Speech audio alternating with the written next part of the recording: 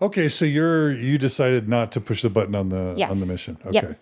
So then I went back to BYU, and instead of being on a mission at the same time as him, I was at BYU for another year, kind of struggling with my testimony. Oh, so you started to struggle with your testimony at BYU. Yeah, because I came back from Romania and had a really hard time reconciling my privilege. Like, I had a really hard time being like, what? Like, I get to come back. I'm going to college for a really great price. Like, Romanians can't get college for this price. I get it because I was a member, but like, they didn't even have a really good chance to be a member. And like, what, I get a washer and dryer, and no one has washers and dryers. They're like doing it by hand. Like, it was so hard for me to understand. What? Why I say words. Yeah, it was just really, really hard for me to understand why I could be deserving of what I'd been given at BYU. And every time I asked someone, they would say, well, it's because God loves you and you were righteous in the pre-existence and you deserve it. And I like that, but by saying that, you have to also be saying that God doesn't love other people and they weren't as deserving. And how can you say that about an orphan? You know, and I just had a really hard time reconciling suffering. And so I would like do a bunch of sneaky things to try and figure it out without outing myself. Okay, so by the time you're a sophomore at this point at BYU, and was it a conscious thing this is where we're kind of rubber's starting to meet the road, right? So are you consciously thinking, I'm not sure how much I believe this? I was consciously thinking that my faith is struggling. Your faith is struggling. Yeah. And so it was never an option to not believe. I was just like, obviously the thing I need to work on right now is faith. So you're thinking, I'm struggling with my faith and I want to strengthen it. Yeah. Okay. So how did you handle that? Did you tell anybody? Didn't tell my roommates because that would be really embarrassing. Okay. Didn't tell Bradley for a really long time because maybe he wouldn't want me. He was still on his mission. And he's super zealous by this point. Oh, yeah. Oh, yeah. So, and he would never, what if he didn't want to marry me anymore? So now you're thinking about lying or hiding, right? Yeah. So I found out some tricky ways to go about it. You could go and volunteer at the MTC and you could pretend to be an investigator. And then you could pretend to have all these questions, but it wasn't really you because you were acting. So I was volunteering at the TRC like every week, but I was just asking What's TRC? Teachers Resource Center? Teaching Resource Center. Okay. And they closed it down actually, but I would like ask my legit questions, but like pretend to be acting. And that was really therapeutic for me to be able to have a place where I could go ask questions, not be like, what? And you're at BYU and you don't understand the purpose of suffering, and just be like, wow, you were such a great investigator. You got some good questions. So that was a really like safe place for me. I liked going to the temple and doing baptisms because that temple is so busy. Provo Temple or the Provo downtown Temple. Provo or the old one? The new one hadn't been built yet. Okay. So like you'd spend 2 hours waiting for your turn, and I just liked waiting and just being alone and stillness. Thinking about it. Yeah. I loved that. I loved whenever I had a chance to go like see an apostle, I'd go to the devotional, like go see them. And the more I started thinking, the more I started having a really hard time with like everything. But specifically like the 5 things, like Joseph Smith, Book of Mormon, prophets and apostles. I never doubted God or Jesus. Did you just do the testimony glove? Was that what that was? Yeah, the testimony glove.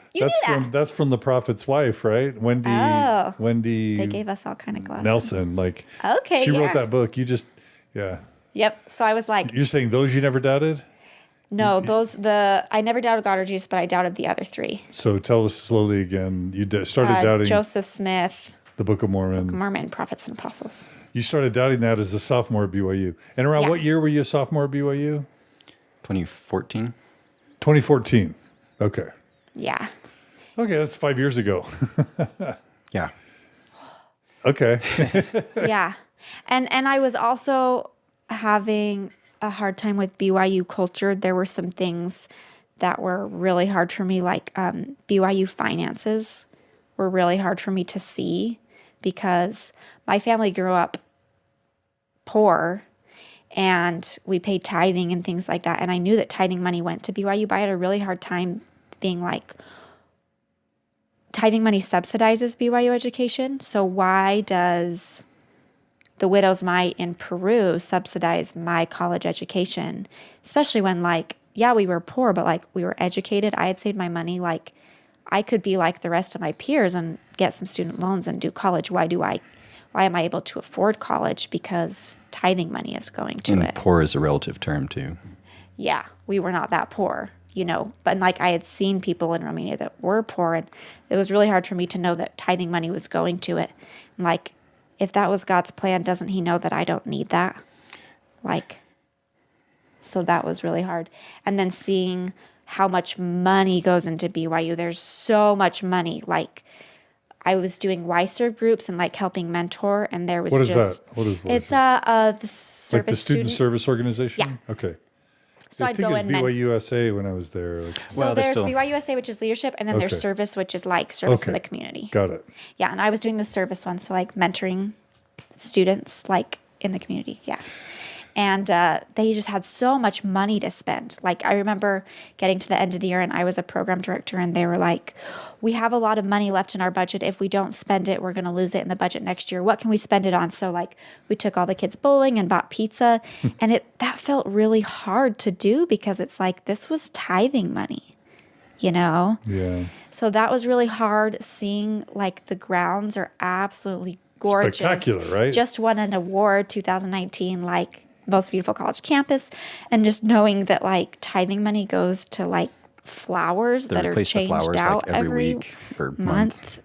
Shout out to Donna Showalter, who used to work on the grounds at BYU. Yeah, it's pretty, but it's just like, why is tithing money going to that? And like that doesn't, how pretty a flower is has nothing to do with my testimony or the strength of the church. So that was really hard. And also student employment. I had a super awesome job working at the info desk at the Wilk. People would come in and ask questions, but it was pretty much just sitting there. I could do homework and I got paid to sit there. And it was like, I don't think this is right. Like, this doesn't seem like that hard of a job, but like tithing money shouldn't be paying me for this. But like, what do I do? If I quit because I don't think it's wrong, they're just going to hire someone else. Or custodians who, this was interesting, who work on Sunday and they don't do anything. They just sit there on call, you know? Yeah. I knew several people that had custodian jobs on Sunday. Yeah. And they just sit there getting paid to do nothing on Sunday just in case. And it was like, what? Why is there so much money at BYU? Like, can't we redirect this somewhere else? And then the YSA wards, you know, basically dumping money, funneling money into dating, you know. Yeah, so break much the money. fast. Yeah, you can talk about that. I didn't experience that, so. Yeah, like every Sunday we get this huge meal. Like every other Sunday there's this munch and mingle, like extravagant treats. Like in our ward growing up, if there was a ward dinner, it was like potluck and maybe the ward bought the potatoes. Right. You know, but it was like super nice meals. Like I just remember thinking like, these are fancy treats, like Reese's peanut butter cups and like avocados and like, how do we have all this money for this? And like taking the whole ward to lodges and skiing. And it was like, we don't need this. Why is there so much money in these YSA wards? So that was a really hard test of my faith, thinking like, who's in charge of these budgets? And like, how do I know that the prophets and apostles like are really over BYU and that this is like all run by God? So that was hard. So, Alana, I have a question for you. Yeah. And then we'll come back to Bradley. So there are tens of thousands of BYU students that serve missions in third world countries, and they come back to BYU and they're just like, oh, this is awesome. Yeah. And they don't worry about their privilege and they don't worry about the budget, and they just enjoy it and think it's awesome. And whether they serve missions or do service like you did, if they come back to BYU, it's like, hey, I'm awesome. I did service. They're not worrying about the discrepancy and the poverty and the widow's mite in third world countries. Wife that.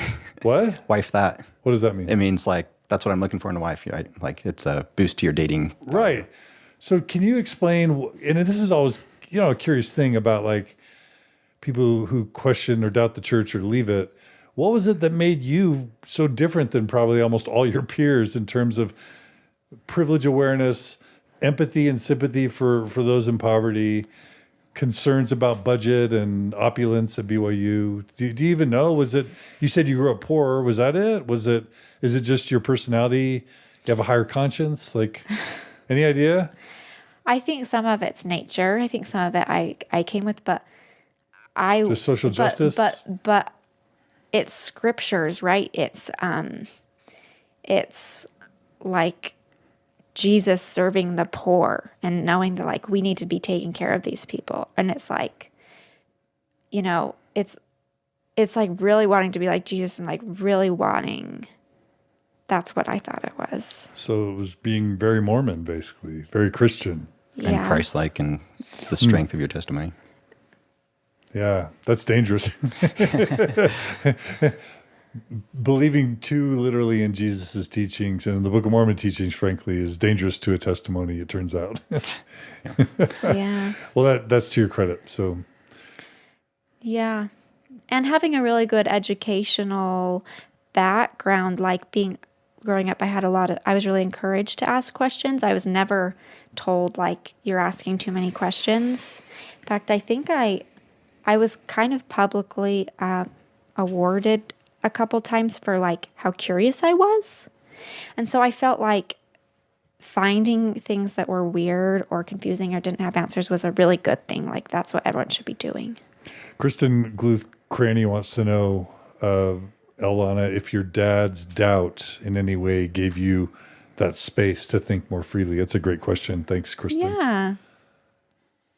Probably a little, but I wouldn't have said that, but it's a good point. Yeah. He has his PhD in engineering.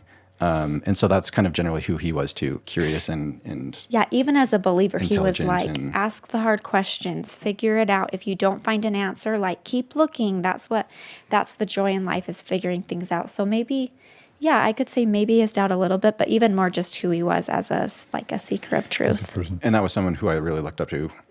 Before the ward split, he was my priest advisor, and I wanted to go into engineering, and that's kind of the mentality that I had to, just seek after knowledge and ask questions and solve problems. So Bradley, what's going on with you while she's doubting her faith as a BYU sophomore? What are you doing? I am in the midst of tearing it up in Spain and, just zealous about the gospel. There's something I forgot to mention. In my first area, Elder Reese de Mendoza, he was in Area 70 in Spain. He came to Sevilla, that's where my area was, and I think he did a group thing with the missionaries there, but he asked the mission president, hey, I want to talk to some couples and get some companionships and get a feel for the area. And my mission president picked me and my companion to talk to Elder Reese de Mendoza. So you were among the noble and great missionaries. Yeah, I'm not sure how many companionships. I thought, don't quote me on this, but I thought it was one companionship of elders and one of sisters.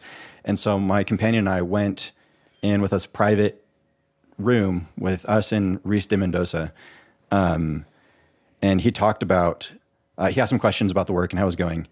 And he talked about what it means to be a special witness of Jesus Christ. Uh-oh. He opened some scriptures, and kind of the, dust off your feet. He talked about how it's a binding testimony. And when people turn away from it, it's damning. And he then bore his testimony to us. It was really powerful. And he said, I know. And he talked about Jesus Christ, and the way he described it, I don't remember exactly word for word, but I had the feeling that like he has seen Jesus in the flesh, like physical descriptors. Like I know his voice. I felt him. The room was on fire. Like the spirit was so strong. And I was thinking like, wow, this is amazing. I'm sitting here with a general authority, and crap, I can't leave the church or sin again because like this binding testimony, like it's going to go bad, which, that's not what I was thinking. Anyway, so fast forwarding, when Alana was kind of struggling, Spain was hard. The mail was kind of hard. She wrote me, but I was transferred around, and she'd written this letter kind of explaining her doubts. And it took forever to catch up to me. It went to the wrong area. Then I transferred. And so it was like, at least a month before I got it. And she was having a really hard time during that time. And I didn't write her very much. I was committed and to the mission. And so when I got that letter, it was a total blindside, and kind of made me stop and think, like, this is the last thing I expected. Here I am on a mission, and I had this perfect model of a young woman waiting for me. And I was super zealous. And so I sat down and I wrote a lengthy letter in response, answering her questions. And looking back, it was awful. It was the worst thing I could have done.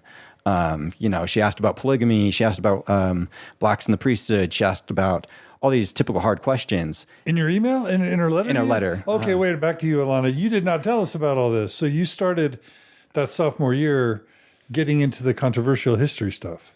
Yeah, and those were things that there were seeds I'd had in high school. Like in seminary, I remember asking, like, well, I just learned about like the civil rights movement, and I was like, well, how do we know that blacks were like less righteous in the pre-existence? That doesn't make any sense to me. It seems like that's an excuse for like what racism happened in history with racism. And so I wondered that for a long time, but I was like, that doesn't affect me, so that's fine. Like, my life's fine. I'm not going to worry about that. And polygamy too. I in seminary we learned about polygamy, and I prayed and asked God about it, and I got a bad feeling, so I knew that wasn't right for me, and I felt okay with it because I wasn't expected to live it. But all of those things, when I was really having a hard time at BYU, looking around, thinking like, this is the Lord's university, this is the Lord's place, and it doesn't seem to be like working the way I thought it would, then like all these other questions started coming back, like, and then what about polygamy, and what about blacks in the priesthood, and Book of Mormon? There were some things with Book of Mormon history that didn't quite line up, and I was like, how do I know about that? And but mostly I asked Bradley about.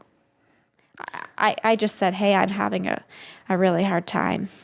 Yeah. So while you were a sophomore at BYU in 2015-ish, 14, yeah. 14, was like, so this is the time the church was starting to come out with its gospel topics essays. Oh, it was the next year. What? It was the next year, 2015, they came out with that. Well, I'm just saying it was around that time. Yeah. So this was, Kate Kelly and I would have been called into the carpet in 2014. Kate would have been excommunicated in 14. Mm-hmm. Like, podcasts would have been going strong. Were you oblivious to all that stuff? Yep. Were you? Yep. So, I didn't look into and CES letter wouldn't have been written quite yet. And so was there talk in BYU? And I wouldn't have found those things if they had. You wouldn't have. Because the internet it wasn't existed, an option to look on the internet. Well, this is like 10 years into Mormon Stories. So I'm dying to know this. How can in 2015 or 14 a BYU student not hear about all this stuff? Because the youth are more internet savvy than everyone else. So because if you hear a seed of it, you know you're not supposed to listen to it. And it's a personal struggle. And it wasn't an option. I don't know. I mean, if I looked, I could have found it, but I wasn't looking for news. I was looking in the scriptures, and I was looking in the temple, and I was looking in fasting and prayer and the MTC. Okay. Sorry. So all the controversies you hadn't heard of. So this wasn't coming from any external source, is all I'm saying. No. This is all just you. Yeah. You're noodling. Yeah. Totally alone and oblivious to the external world of sort of Mormon doubts and Mormon critics and Mormon questioning and podcasts and blogs and books and Sunstone and wow. So again, that's rare, right? Well, I think that's the situation of a lot of students at BYU. Maybe not so much with the internet, but it's just strongly discouraged, and you feel alone, and you're told to look in prayer and fasting. So that's where I would say if we were to, and we'll talk about this later, but I would say that's where everyone starts, right? Is looking in the scriptures and prayer and stuff. Okay, so you got up the courage to let Bradley know, even though you knew it could jeopardize your relationship. Yeah, just because I wanted to be honest with him, and I knew that he was really solid in the gospel, so I thought maybe he would know what to say, and I know that he loved me. He did know what to say.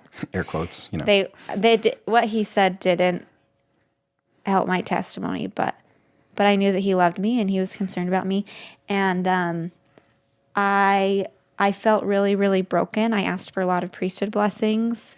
I would go to church and just feel like I couldn't feel anything good, and I felt really broken, like my faith isn't good enough, and like, what's the matter with me, type of thing. So, and there was a few things. Did you tell your bishop? No. But did you tell the elders giving you the students giving you blessings? Did you? Yeah, because it would have been like guys in your ward, right? Yeah, I told the home teacher. They were the only one I told. These are kids your age, right? And I just said I'm struggling with my faith, and they were like, "Wait, so what do you want me to bless you with?" And I was like, "Just help me," And it was like, "You're loved, and I want you to bless you with a testimony and things like that." And honestly, I tried really hard. Those things didn't really work. Mm-hmm. Prayer didn't really work. Reading the scriptures was really confusing. It just makes you have more questions. And like going to the temple was peaceful, but like that didn't really solve anything. Like going to the MTC was a really nice place to ask questions, but it didn't have any answers. Mm-hmm. One thing that I would really, really recommend for anyone in that situation was asking specific professors who seem safe. Who are experts in that field.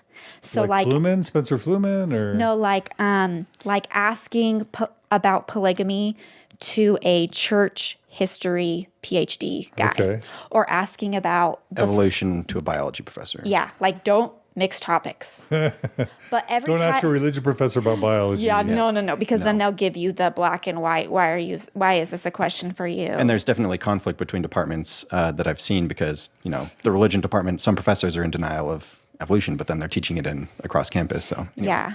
But I was able to find a little bit of acceptance there asking specific professors because they love talking about it. They love the gospel. They love that field. Like they're dedicating their life to it. And so usually they would say, "Great question. Why doesn't every student ask that? Come on into my office and stay and we'll chat about it." And yeah, you're right. That's crazy. And I heard some really interesting things from a lot of interesting professors that was like, if you combined all of their knowledge, you'd have someone that didn't believe in anything. In other words, a lot of BYU professors are either super liberal or unorthodox in their field. In their field. Yeah. Well, I know because I've had several BYU professors reach out to me that there are closeted, non-believing BYU professors. There's that too. I would say most of them believe, but just in their field, they have some nuance. A nuanced, yeah. So I had a geology professor tell me the Earth is definitely 14 billion years old. The 6,000-year-old Earth is definitely an analogy. Evolution's Yeah, I heard real. a biology professor tell me Adam and Eve was probably an allegory. That there's definitely we came from evolution. There's no way that story's real. Which is huge. Or that same professor also told me there's no evidence for Noah's flood, and so there's definitely that's probably a story that was kind of mythologized. Maybe there was a small flood later, but we haven't found any evidence for it yet.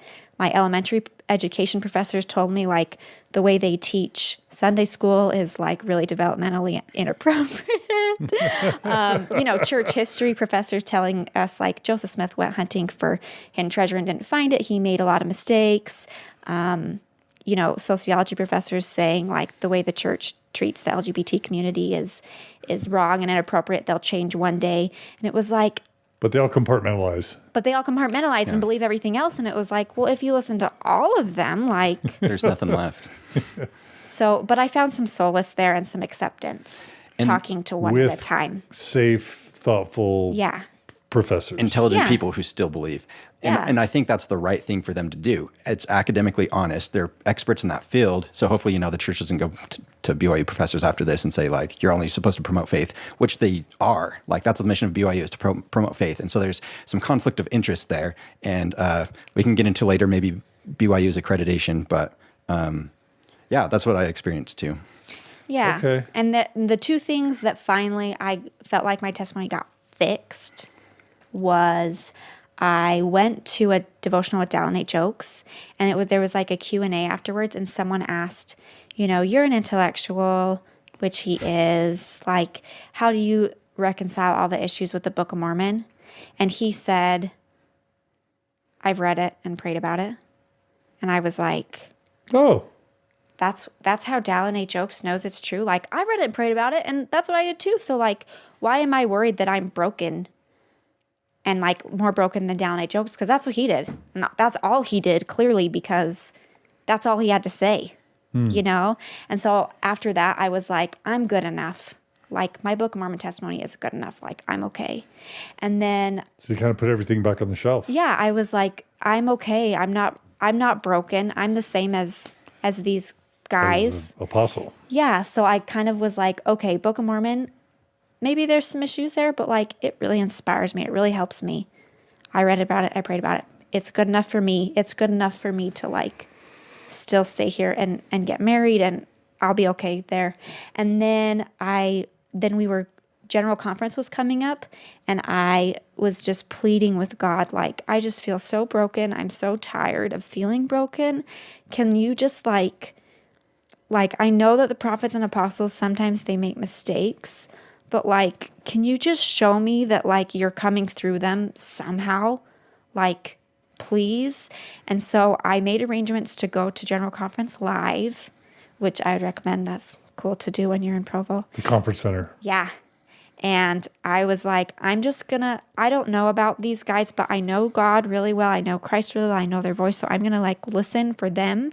And if I hear them, then I'll know that, like, there is some inspiration there. And all the talks at that session were about, like, prophets and apostles. Joseph Smith.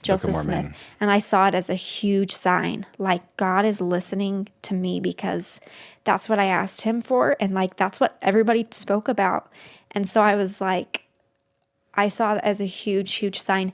And he was listening in Spain, and he knew that I was, and he wrote this letter, and he was like, oh my goodness, so many miracles, right? And I was like, yeah. And so after that, I kind of decided that I was good enough and I could still kind of do this gospel path. And I still loved the gospel for all the reasons I did. But I was different in the way that I was willing to accept that there were things that were problems. And I also still didn't feel super passionate about pushing that belief on other people. Yeah. Yeah.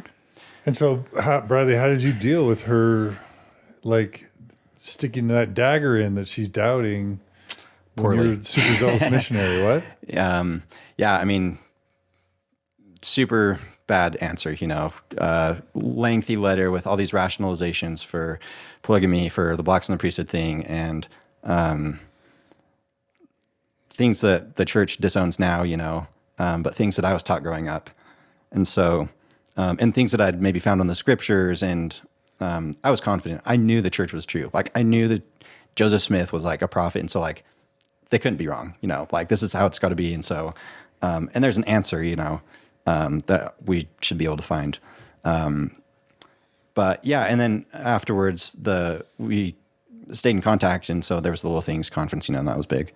But yeah, I mean, I was a little bit worried, but then, she kind of put everything back on the shelf. So, towards the end of the mission, I got another blindside. She had started dating another guy. Okay, that's what I'm talking about. Yep, and had been for a little bit. Had been dating around a little bit, just because there's so much pressure, And then, and I had told her, like, well, I mean, you can go on dates, but we're gonna get married, so whatever. So yeah, I got Dear John'd, and did she actually write Dear John? No, his name wasn't cheesy. John. I know, it's cheesy. But you got Dear John. Yeah, and that was really, really hard because I was giving, my everything, and we'd been, together since, I'd been infatuated since, end of 5th grade, 6th grade. Maybe that's unhealthy, but, and I was doing everything I was supposed to do. So why didn't this work out? And I was kind of mad.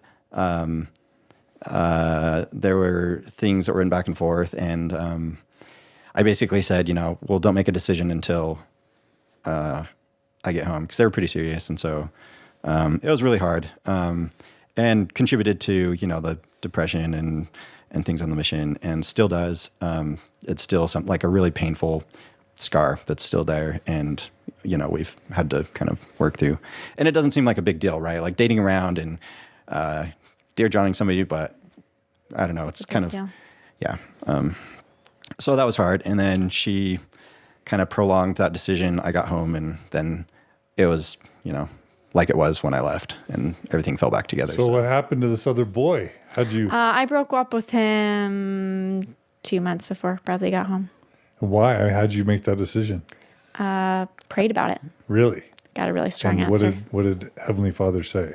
He said, you can do what you want, which we made that decision really, really hard for a long time.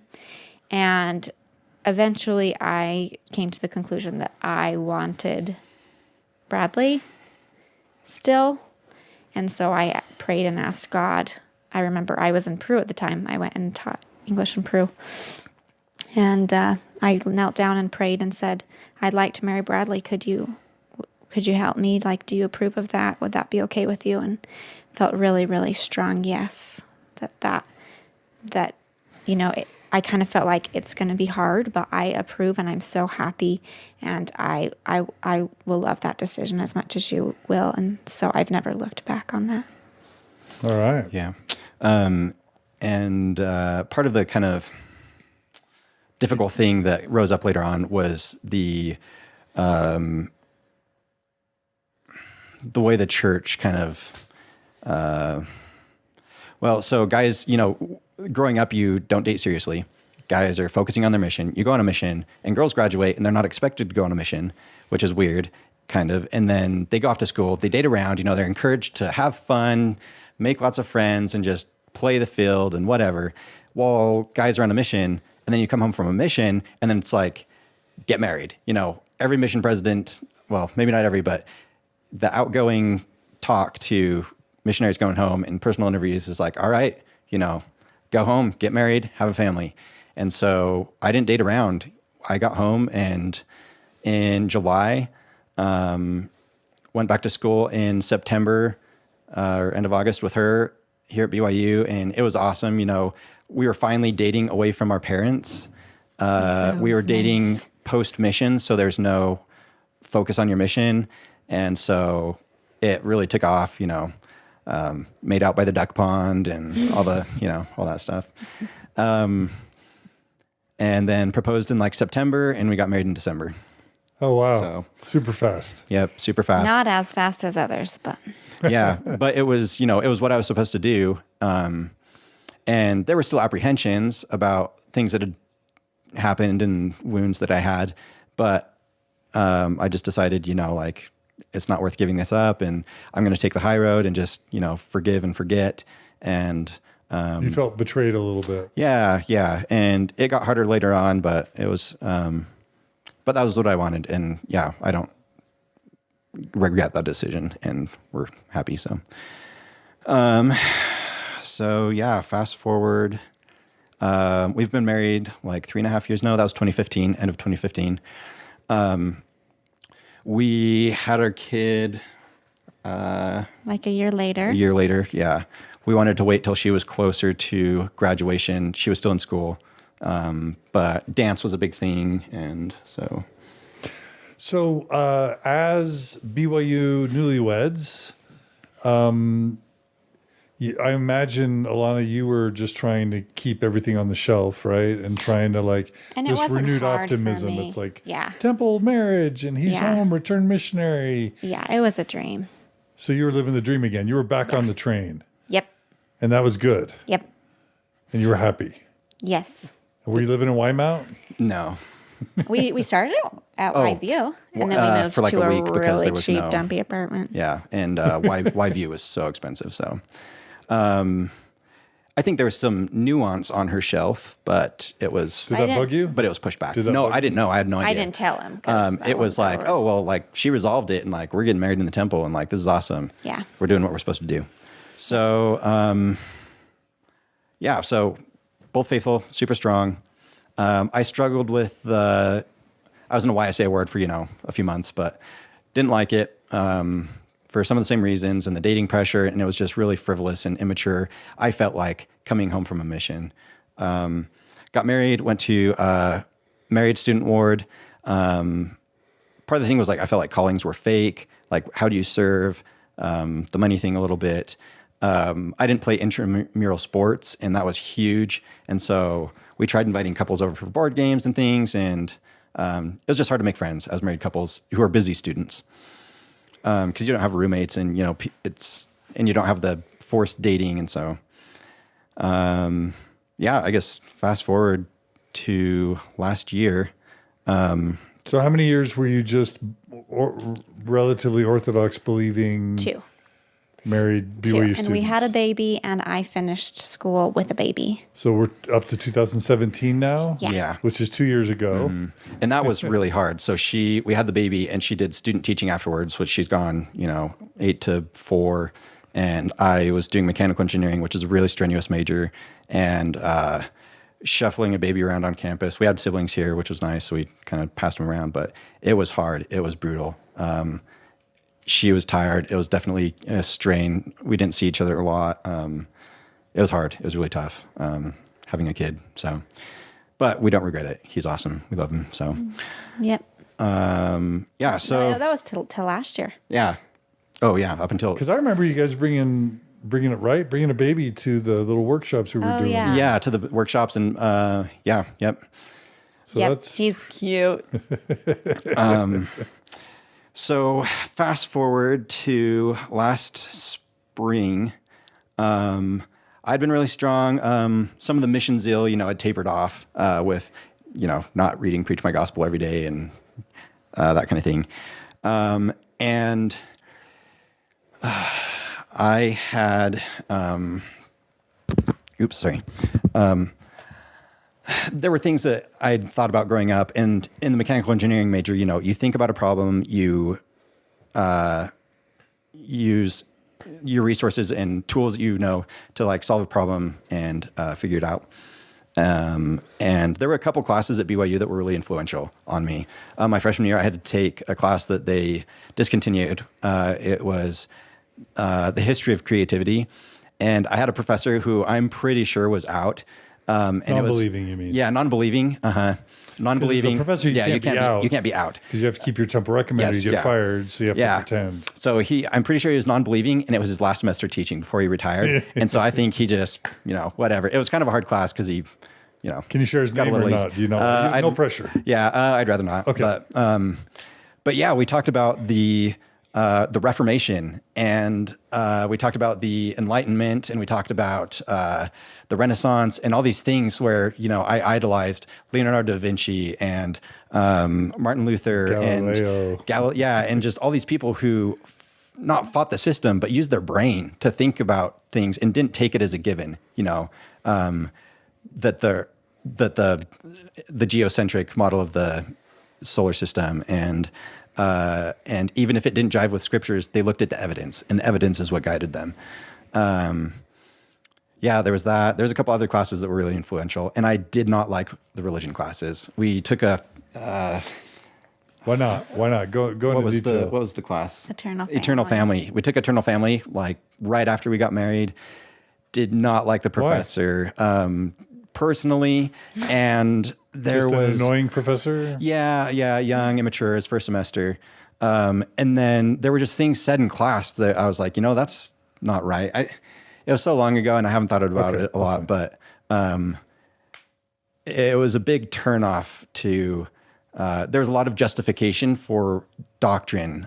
It wasn't really about eternal families. It was about the church is true, and here's why. And that's kind of gays are a threat, and the traditional family. We talked a lot about the family proclamation, of the family, and it was a lot of rationalization.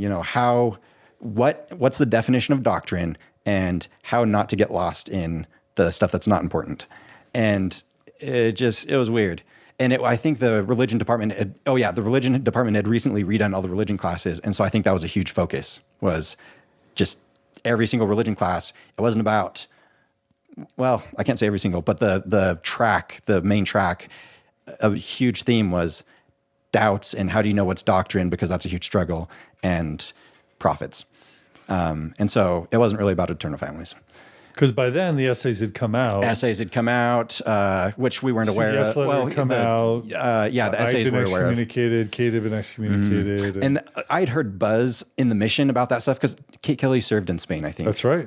She sure did. And so there was some buzz about that and the ordained women and stuff like that. But we didn't think about it. It's like, oh, that's crazy Utah stuff, those Utah Mormons. Actually, when the Blacks in the Priesthood essay came out, I read it and I was like, oh, they're admitting that what I thought about a few years ago was right. And I showed Bradley and I remember him saying, oh yeah, it's always been that way. And I was like, what? They clearly changed their mind. Yeah. So anyway, but yep. Let's see. So then last year, I was thinking about, so right before my mission, I think there was the leaked videos of the general authorities getting briefed. No, first you had depression. Oh, yeah. Okay. I guess we'll cover mental health first. Because that came first. Yeah. So I, after we got married, had some like ups and downs. And during the downs, Alana's like, hey, do you think you might have depression? And it was something I'd never thought about before. And so I was like, well, maybe, I guess, but I'm not going to do medication because, I know my mom's had a hard time with that going on and off and made it worse in my view, and sister. And like, I don't want to get stuck with that. And I don't want to go talk to somebody about my feelings and like, I'm just going to man up and stick it out, I guess. It's good most of the time. I last spring started feeling really suicidal. Now, allow me, if it's okay to ask, Yeah. how much of it do you think, if you had to guess, was kind of biological depression versus situational, like things weren't going like you wanted, or there were things wrong?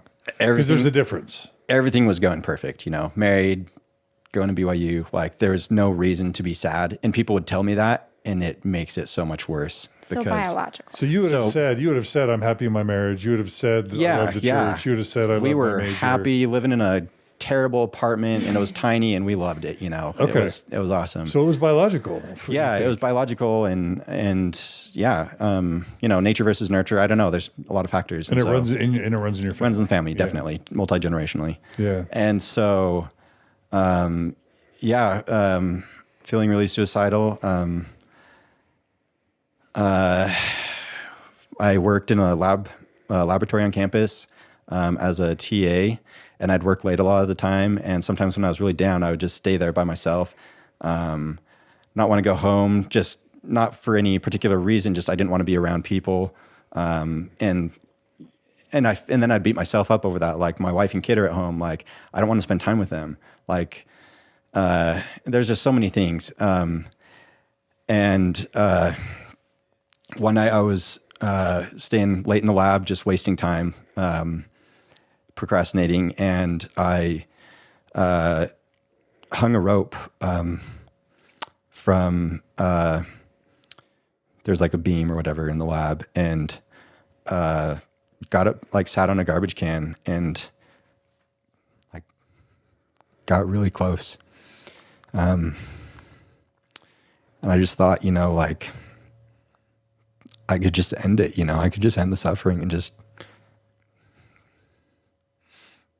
like make it all go away. And I don't want to get too much into those feelings because suicide's like not an answer. It's not a solution. So yeah, there were ups and downs. And I try to keep, the faith and the mental health thing a little bit separate. Obviously, there's some like interplay and connection there, but the mental health has been a history. And something that's been hard recently is having family members blame the mental health problems on the faith transition and on, life decisions, whatever. You're depressed because you left the church. Yeah, and if you stayed in the church, you wouldn't be depressed. He was clearly depressed. And so, so my faith transition started when I was feeling good. After that, I'll talk about that later, but then... so you walked yourself into the counseling center. I walked into CAPS. BYU CAPS, the counseling center. And some things had gone. Alana wasn't home.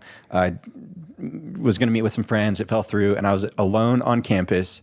I had a full bottle of oxycodone at home, left over from a surgery, and I thought, if I go home, I'm going to OD and kill myself. I can't go home right now by myself. And so I don't know why I did it. I just decided to walk into CAPS, and they have people who don't schedule appointments, who can be on call. And so I sat in there for maybe half an hour in the waiting room, and they got me in, and it was really good. How did they handle that? So it's totally confidential. You go in, you fill out some paperwork, and they're very well trained. Yeah, they're well trained. Really good job. And I know that's come up a lot recently. They've been overworked, and maybe more so recently as well. It's not the fault of the people who are in CAPS right now. I had multiple counselors. We tried a marriage counselor that didn't really work out, and we tried another one that was awesome. It was great. So my first counselor was an active member of the church, and it didn't come up. I talked about the faith things, and I talked about the being dumped on the mission, and just all these things that I was beating myself up over, and family things, and it was really good. And she said, you got to find something to live for. You need to think about your values really deeply. Yeah, that was... She sent you home with an assignment. You need to think about this very, very deeply and figure out something to live for. Yeah, so there was a core values activity, and there was a page of prompts with maybe 200 different values and things. Because it was, why do you make decisions? Why did you choose to be a family guy and be this cookie cutter? Part of the thing was man, I feel like I'm a cookie cutter guy that's an RM, married and stuff. And that was kind of hard for me. And so, and also being a male struggling with depression, it's not really talked about. And I'd look online for some resources sometimes and Google some stuff, and it's mostly women. And which is great, but BYU has a Title IX office that does a lot of stuff for women, and yoga and all these things, and the women's center, and that's great. But as a male with depression, I didn't know where to go on campus, and even walking into CAPS, the artwork is women. There's pamphlets and flyers that are targeted towards women. Really great, but I didn't feel like there was I didn't know what to do and where to go. So actually, she encouraged me to be introspective. So I started a blog. I didn't publish anything, but I have all these posts written that's more of a journal. And part of that was maybe anyway, I was trying to figure out maybe how to start a blog about men and depression. Anyway, back to this core values thing. We did this. I went home and thought about, why do I make decisions? And it was interesting. I had to pick 5 things, and what floated to the top was justice. Justice is a huge thing for me. Things being fair, things being, by the rules, and so that was huge. There's a couple other things. Intellectual honesty and the search for knowledge and truth was huge. And I noticed the things that didn't float up to the top, faith, just a lot of the Christ-like attributes and things like that are good, that I believed in. But when I had, I was forced to pick the things that were core things, and those weren't them. And maybe that, doesn't make me a bad person, I hope, but that's just what I valued most. And so after that, I thought a lot about that. And I remembered prior to my mission, there were those videos that were leaked about with the general authorities being briefed about cybersecurity and a whole bunch of other things. And my dad had told me, hey, I didn't see them, but I think that Bishop Ricks had received a letter or something like that. That was, I'm not exactly sure, but somehow he was made aware of it. And I think it was through church leadership. And he told me hey, there's these videos that have been leaked. They're taken out of context. They make the general authorities look bad. Don't watch them because it's out of context, and like people are trying to tear down the church with it. And so I was like, oh, that's weird. Like, sure. But, years later, when I'm thinking about intellectual honesty, pursuing knowledge, and I was confident with my testimony, I thought, it just, I was in the car listening to the radio, some talk radio thing, based out of Salt Lake. And they mentioned, Mormon leaks. It was last year, there was some big thing that had been leaked. It was like the financial thing with the stocks or companies that the church has, and like the $30 billion. And so I was like, oh, wow, like Mormon leaks, that's a thing. And then in the spirit of intellectual honesty, thought I'm going to look up those videos and watch them. Like, what could hurt? Like, even if it's taken out of context, they're the general authorities. And it's been a question that it was on my shelf. And watched the videos, and there was nothing taken out of context. The videos from beginning of briefing to end of briefing, and the questions they asked were obviously, it was really disappointing. And looking back, it's, these senile old men that are just way behind the times and can't focus on the topic at hand. It's about cybersecurity, and they're talking about the sexuality of whoever, and just this massive anti-LGBT agenda, and the evil media, and Romney had been running for president at the time, and it was, I don't know, I was a little bit disgusted with it. And then So then you went down the rabbit hole of that just started. Yeah, I ended up on Mormon Stories. How'd you hear about it? I don't remember. Oh, okay, yeah. So your name's on that bubble chart. So I was on Mormon Leaks. I watched the videos, and then I was going through. I just started opening interesting things and reading them, and I was like, this is the church. Like, this is how the church is run, and this shouldn't be hid. And I found the enemy chart, or whatever they call it. Where there's porn, masturbation, and all these like things are threats to the youth. And then there's this random like 6 people who are on there, like Snuffer, whatever, and John DeLynn, and these people. And so I was like, wow, that's really weird that I have names. And so I just started Googling people's names, and I was like, oh, Snuffer, whatever, like, oh, that's weird. And then I Googled, oh, John DeLynn, and oh, wow, he has a podcast.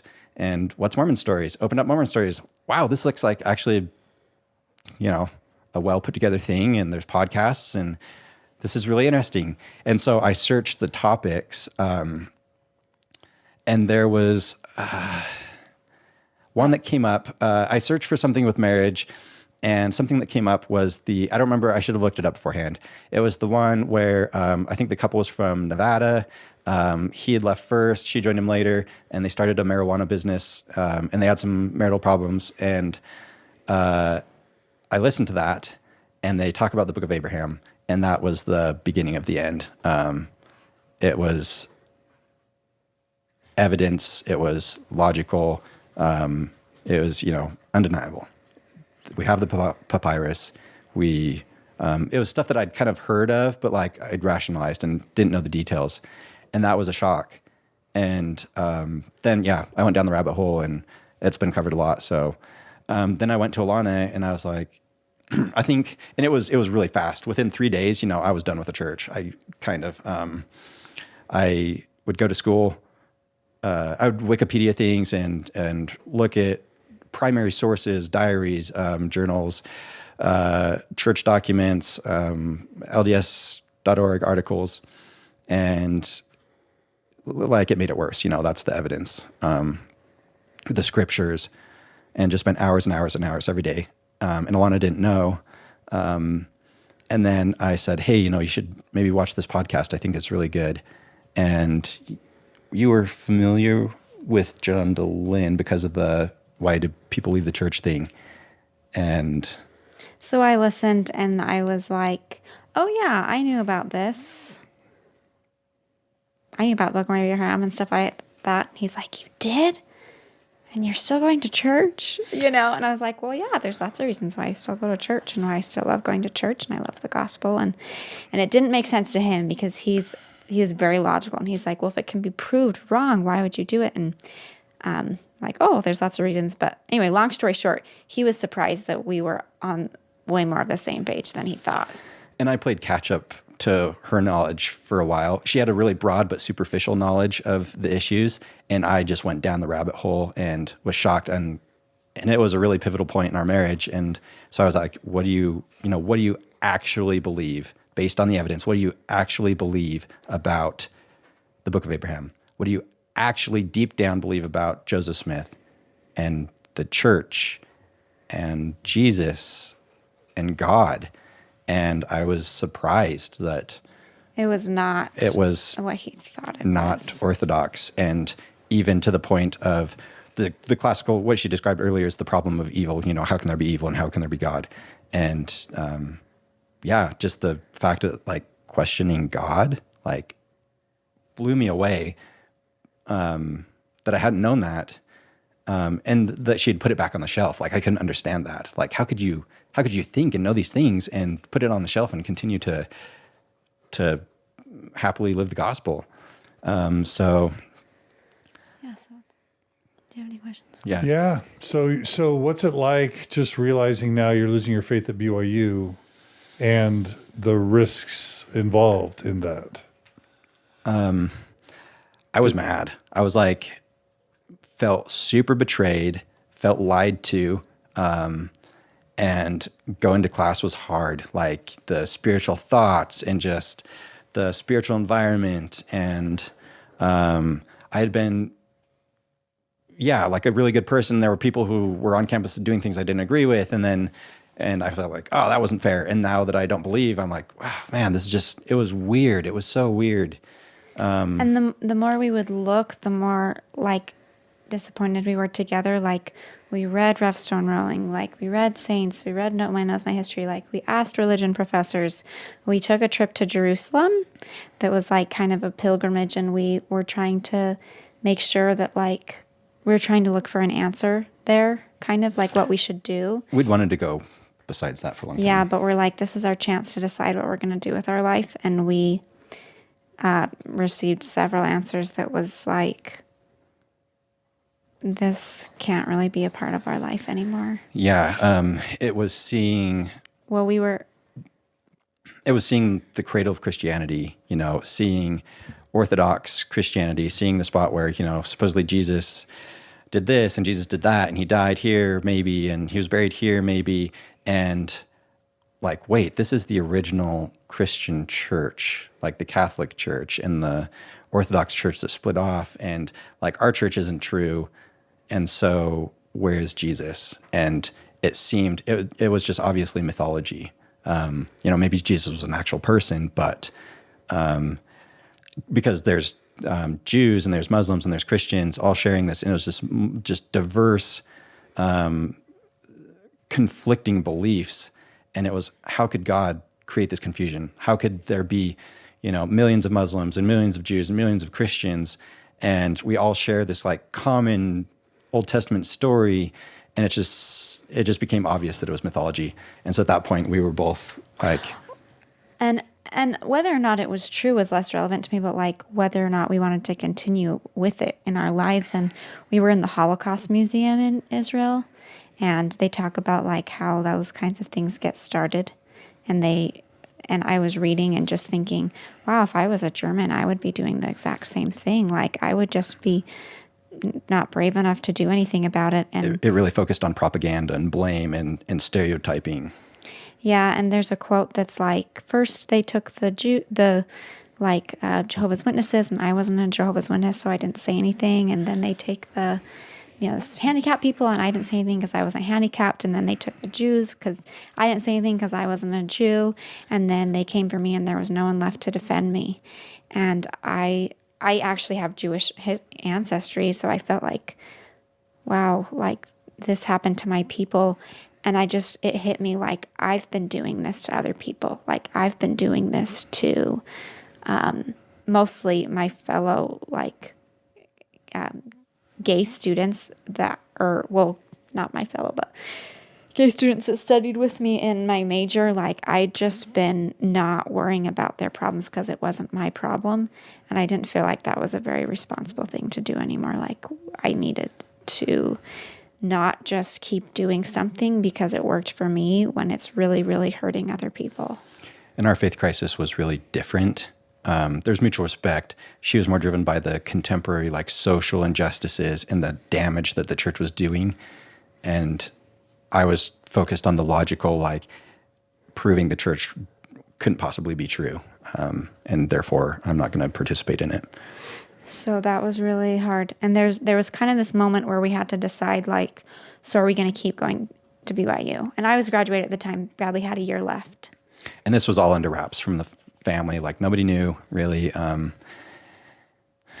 so so prior to the Jerusalem trip, my little sister was going through high school, dating this non-member guy, started to question things, and it was really hard for my parents.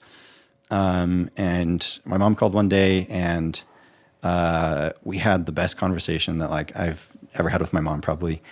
We talked about depression. We talked about family history with that and a lot of hard things. And then she started talking about my sister's struggle with faith in not a very positive way, and not knowing that I had already pretty much decided. And so I tried to figure out, like, how do I create that space and kind of, validate what my sister's going through and so I said, well, everyone has doubts. I've had doubts. And so I just kind of glossed over, like, oh, well, what are your doubts? And I just went for the obvious things, dinosaurs, gold plates, whatever. And then from there, just had to eventually, one thing led to another, and questions about what I actually believed led to eventually just kind of having to come out. Yeah. So, and it went pretty well at first. We, prior to the Jerusalem trip, sat down, and I just asked my parents all my questions, about blacks in the priesthood, about all these logical things that I'd already had figured out, and I'd already, come to a conclusion pretty much, but just kind of looking for their rationalization and how did they make it work. And at first they kind of tried to share that, but, just didn't make sense. Yeah, so it was rough. Yeah, it was so really we kind of had to decide whether or not we were going to stay at BYU or we were going to transfer. Mm-hmm. And that's a really hard decision. And we can maybe talk about that later, like everything that goes into that decision, because it's different for everybody. And but what did you decide and why? With BYU? Yeah. Well, I mean, I was a junior now. The degree was really hard, and so, I was just going to finish. Yeah. And you're in this position where you've signed the honor code, and those who are defenders are going to say, hey, you signed the honor code. It's very explicit. You made that deal, right? Yeah, so that was something. So the honor code wasn't an issue as far as, like, obedience to standards and things like that. It's vague in the area of, like, apostasy and following the gospel of Jesus Christ. What does that mean? It's kind of subjective. And then what eventually happened, and I have a lot of regrets about this, is we became more and more open about it. Dal Nate Oakes gave that pretty terrible talk about LGBTs, and it was the fall conference, of last year. And we decided, well, we can't stand for this, and so we made a Facebook post that was pretty open and kind of defensive of the LGBT community, but not, and a little critical of the church, which I regret. And it blew up, it blindsided our entire ward back home and all of our friends. And so there was like 200 comments on this. So you made a public post. Yeah, not saying I'm out, but eventually in the comments, it came to that because, well, how could you question, how could this and that? And I fell into my kind of intellectual, prideful, like, I know, like, I have the evidence is on my side. And so I shared too much in the comments. I said, well, this and this and this, and I proved people wrong. And one by one, my friends stopped commenting because I shut them down, and the rationalizations weren't right. And I shared some pretty ugly things about Ezra Taft Benson wrote that book that has a decapitated Negro on the front and talks about communism and Martin Luther King Jr. and really racist stuff. And it was terrible. And I aired it out. the church's dirty laundry, and I shouldn't have. So people started contacting us and being really concerned and upset and offended that we were at BYU. And I had a lot of friends also reach out and say, hey, I've struggled with the same thing. So that was really interesting. And friends from back home in the ward and things like that. So, and it made people really uncomfortable that we were still at BYU. Yeah. And so close family members called the honor code office and called our bishop and, you should be excommunicated. You're in apostasy and you should be kicked out of BYU. And they called and reported those things. And so, and kind of stirred up other people. And, the gossip mill really was terrible. And that was my fault for kind of getting in that defensive position. But then suddenly your degree's on the line, 3 years of work is on the line, all this money's on the line. Like, I feel like my future's on the line, even though I'm graduated, because we were planning on him graduating and providing for us. And so if we have to transfer, that's a really big deal. And so we freaked out and we filled out so many transfer applications. I was accepted to USU, which has a great aerospace program, and and anyway, we're scrambling. People are out for blood on the warpath, and we've got to get our stuff together within a week. Because if you lose your ecclesiastical endorsement, you lose good academic standing, which means it's really hard for you to transfer. Get into. Yeah, that's on your transfer application is you were not in good academic standing. That's awful. So it's shoot, we have to hurry and apply before we lose all the good fallout, academic standing, which is ridiculous because I'm a great student, and so that doesn't reflect who I was.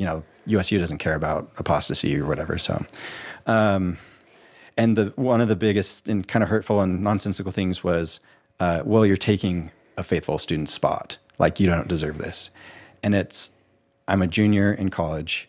I was given the spot at BYU. BYU decided that I was deserving of that spot when I was a freshman, right? And I was a believing freshman. I was all in. I'd served a mission. I earned that spot, and I'm very grateful for that spot, and I'm grateful for the tithing that went into that. But as a junior, I felt betrayed, and I'm not taking someone's spot. If I get kicked out, there's not another junior that's replacing me. I was, leading engineering competition teams. I was, a really high-performing person, and it would be a massive loss to BYU if I left. They've invested money. And at this point, if I don't go, they're already paying professors, they're already paying TAs, they're losing my tuition money, right? They don't have someone to lead the rocket team. They don't have someone to, finish this really prestigious capstone project that brings in money for the university. They don't get to claim him as a graduation number or anywhere that he goes and is employed. So from the university standpoint, they want him to stay. The few professors he told about it, they're like, what can we do to help you graduate? His peers that he told about, they're like, what can we do to help you? So it wasn't the university as a whole would be better off or the individual people would be better off if we were kicked out, but it was really offensive to other people, and it hurt us to hear that you're undeserving comment, and you're taking someone's spot. Yeah, you're just staying because that's easier for you. Yeah, you're taking the easy road, because you're doing the wrong thing. It was really hard. From close blood family, and a faith transition is the hardest thing you could do, and it's not my fault. Anyway, so it's hard. It's hard because there's some truth in there. I wish I wasn't here at this university. I wish someone else could be in this spot and be believing. But at this point, you can't switch like that, and no one's better off if you just leave unless it's actually better off for you. So that was hard. So I talked to my bishop prior to that previously, luckily, and awesome guy. Won't go into what we talked about. But he made it very clear that there's a spot for us in the church. We're welcome. He's not going to push us out. There's a spot for us at BYU. That's ridiculous. And he made us feel very loved, very accepted. Listened to questions, and we were really blessed to have him. Yeah, and more than a bishop, it was a genuine friendship. Casual, we'd go rather than meet at his office, we'd go on a walk-in, one walk in particular.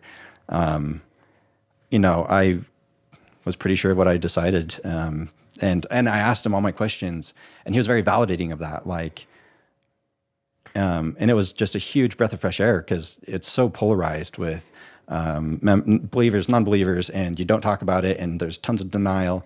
And so, yeah, the validation. And then he just talked about, Christ. And this one walk was this, I felt the Spirit so strong after I'd already decided. And I went home and I cried and told Alana, like, man, what if I'm wrong? This bishop is, one of the most Christ-like people I've ever met. What if there was, what if Jesus was real? And, I'm feeling the Spirit, quote, the Spirit. And it made me want to stay, and like kind of reconsider. And I wish it was true, right? Like I would love if the church was true and we could have stayed. We were so happy. And it was working for us. So. Yeah, but it made us decide to stay at BYU, and also just realizing that was going to be best for us in the long run. And I never heard from the honor code office. Yeah, and, they never contacted you. Yeah, and fortunately I'd already opened up to my bishop, so when he got those calls, he was like, yeah, didn't affect our relationship. So yeah, so it worked out well. Something that came up later was tithing, and we can get into this with the survival guide, but for the ecclesiastical endorsement, I had to get an ecclesiastical endorsement after already having opened up about all these things. And so, tithing was a big thing, and like, I don't support what the church is doing with its money, and it's not, sometimes at some points I was, like burn it down, angry. But we decided, we had to answer yes on that question. So we paid a large backlog of tithing at the end of the year. And we paid tithing mostly because we liked our bishop. Yeah, he was so also good for us. And there was this guilt that like we are taking the money. spot. We're taking tithing money, so and we're not paying a lot of tuition, so we should pay into it. So, but many that was our students personal decision. Get around it and they don't pay. Yeah. But that was a hard thing. Yeah. Yeah. What else should we do? Yeah. Pretty. No, that's that good. was recent And so you ended up graduating. You Yeah, made it through.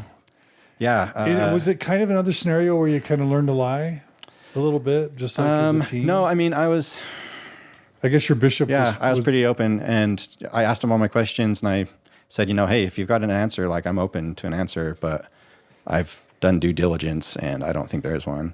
And so we just, So you should stayed relatively active. You should talk about deciding to Start the group and stuff. Yeah, and we're kind of going long, so. Yeah, so, then I had a friend, grew up in the stake, and back home, and I was at work during the summer. I had to get on Facebook for something, I think to message Alana or something, and I just saw this post from her about LoveLoud, and we had watched the documentary Believer prior to that, and I was like, that's really interesting. It's a very supportive LGBT post. I read the comments, and then I went to her Facebook and oh wow, she's pretty feminist, and there's some interesting things. And so I messaged her and was like, hey, I like your post about LoveLoud. What do you think about that? And she gave this really good open response. And then I was like, this is a personal question, but what do you believe about the church? And she's like, well, my beliefs have changed a lot, and not, whatever, Orthodox. And I was like, okay, well, me too, and I don't believe anymore. And she's like, oh, whew, me neither. And then it was just this gush of just commiserating, and just we'd gone through the same thing. It was amazing. And so she was married, and so after that we hung out as couples and decided it would be cool if we had a group to do this. It was so cathartic and so therapeutic to just get together and know that you're not alone. And it was just a massive change. And so we joked man, we should just, okay, I don't want to get into too much detail about how we organized, but Bradley was like, I should start a group. And I was like, that's really stupid. You're going to get She kicked was out. way against it. You are risking so much for our family. You're not the only one in this family. This is really, really stupid. You should not do this. Very risky. Yeah. I'm not going to suffer the consequences. It'll be fine. Yeah. And I was like, well, whatever.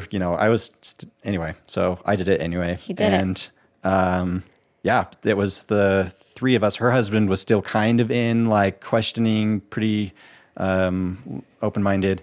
So it was me, Alana, and this other girl were the... I was like reluctantly in. Yeah, because she'd graduated and so, and was on the same page.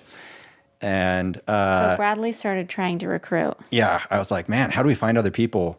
And I wasn't on social medias with, ex-Mormon social medias or whatever. And so I was passing out flyers on campus in the library and profiling, maybe this is bad, whatever, profiling students with, oh, this guy's got a beard. Oh, this girl's got like multiple piercing, or she's wearing short shorts and a like low top or whatever. So you're recruiting for your group. Yeah. And Passing out flyers? yeah. And it was during passing hour. So there's masses of people passing each other, and we can get into this later. Anyway. So it was like fairly anonymous to just like slip someone a flyer and walk off. And so, yeah. And it was great. And it did a lot of good for me, I think. What'd the flyer say? I went through a couple iterations, but basically They got more vague as he went along. I realized that I was a security risk. And so, I stepped up. I learned a lot and, had like one or two close calls maybe, but, decided to protect the group and take the bullet if it happened. Started vetting people, and we kind of came up with a good system and eventually found these guys, and we can get into that later. So, yeah, and my grades tanked. Mental health was a big struggle. And I was focusing a lot on just the faith transition. And I had a really hard time graduating, actually. I failed some classes. I went from, having a mid 3 something GPA to like failing classes and just a couple. And it was just feeling overloaded and not keeping up on the work. It wasn't that I, couldn't do it. And so, I guess going back a little bit, last year, my grades had tanked a little bit before. I was getting, C's, and towards that end of that spring semester or that winter semester, and then got really down later on. When was it? Anyway, and went to a family reunion with her side of the family. Had a great conversation with somebody there who was a student at BYU, Idaho. Just really supportive and, hey, mental health's a hard thing.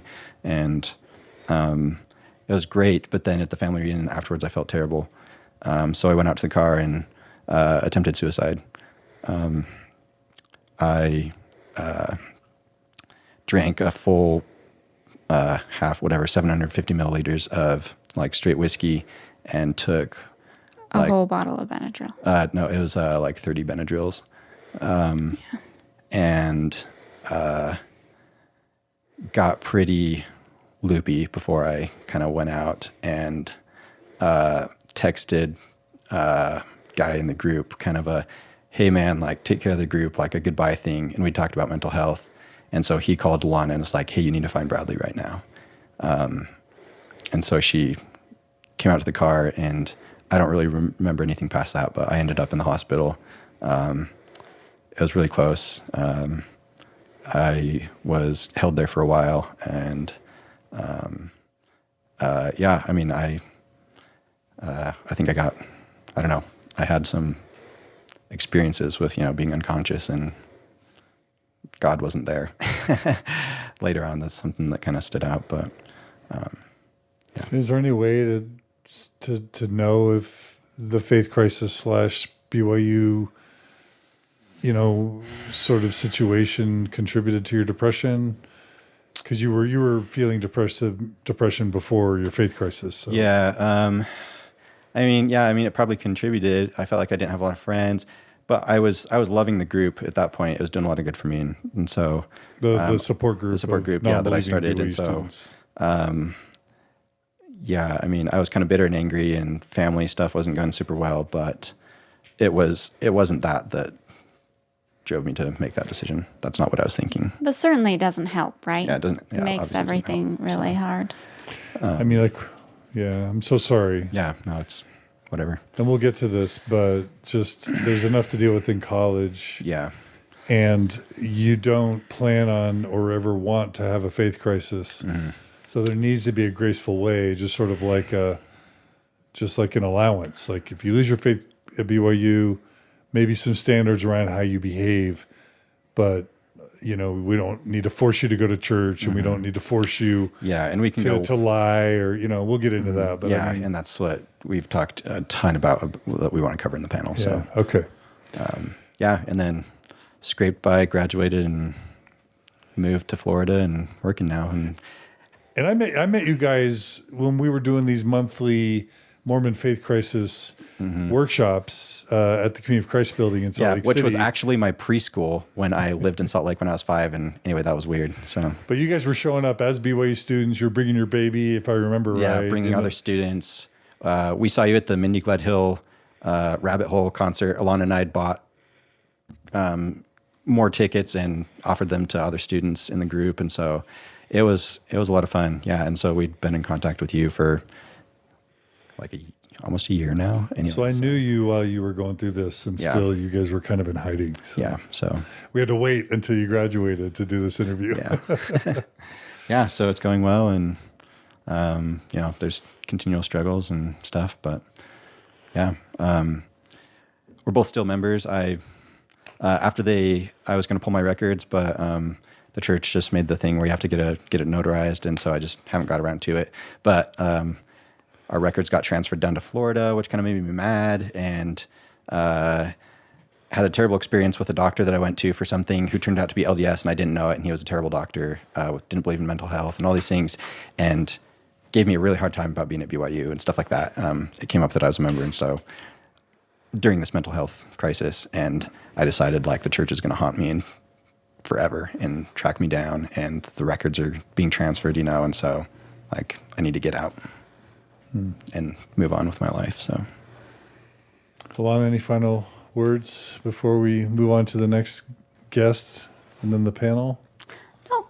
I wanted to share a little bit about what it was like to interact with other students that were struggling with their faith at BYU once Bradley started doing that, but we can do that later. Okay. Yeah.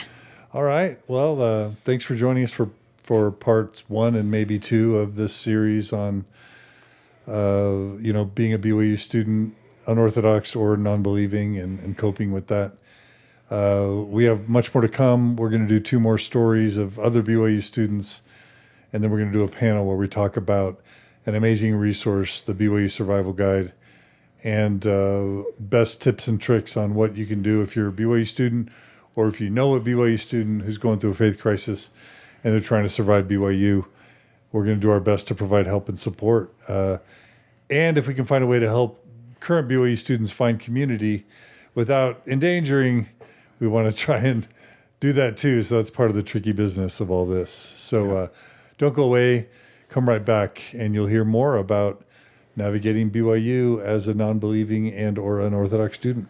So thank you guys so much for being willing to come on Mormon Stories. Yeah, thank you, John. Bradley and Alana, it means a lot. And thanks for being so vulnerable. Yeah, thanks. All right. We'll see you guys soon.